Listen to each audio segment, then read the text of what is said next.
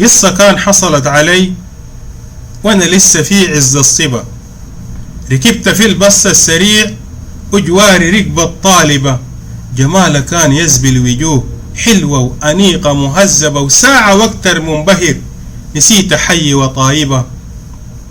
بادرت والغيت السلام، قلت ليها ما أحلى الصدف، وابتدينا حوار تعارف بسرعة، وحدنا الهدف، وكانت الأنفاس بتعلو كل ما البس انصرف، ويدي فوق إيده وبترجف، والنبض قرب يجف.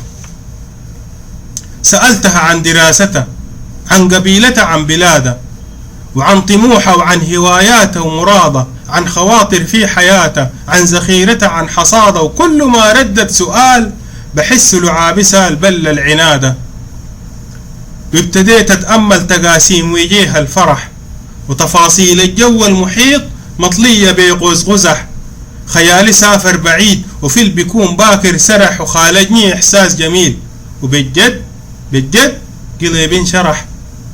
الصدفة أجمل من ميعاد، والريدة ما بتحتاج زمن. الحب فرهد في ثواني، وغصونه حالا بسمرا. في الدنيا ما أحلى الأماني، وكم لذيذ طعم الشجن لما تئتلف المشاعر، وبالصدفة قلبين التغن. يا انت هوي ما قلتي لي وين هو آخر رحلتك؟ خايف يكون آن الأوان وحانت مواعيد نزلتك. شايفك بديت ترتبي في عبايتك وطرحتك، أو عبس ما تقولي لي المحطة الجاية محطتك. لحظة بس خليك معاي أنا ما رويت من روعتك.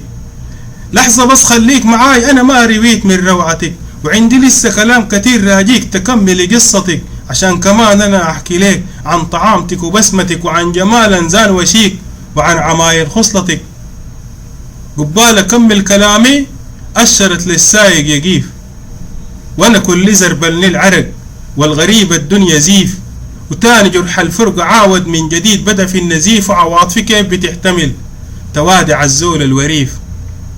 حالي جد ما بتوصف، وقتين خطاها استعجلت، ورويحتي وين ما عرفتها، واطرافي كلها هرجلت. صراحة ما تحملت عاد لما خلاص اترجلت، وقررت انزل بوراها وابراها وين ما قبلت.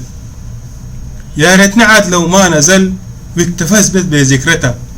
يا ريتني عاد لو ما نزل واكتفيت بس بذكرتها. احكي لكم الحاصل علي والشيل بدر من حضرتها. لمحتني وراها ماش، غمزت لي بس بمغلتها، وقالت لي ذاك خطيبي جاي. انفاسي لفظت اخرتها، قالت لي هذا خطيبي جاي. وانفاسي لفظت اخرتها، لفظت اخرتها. كلمات وإلغاء نور الدايم بشير أبو الوالي.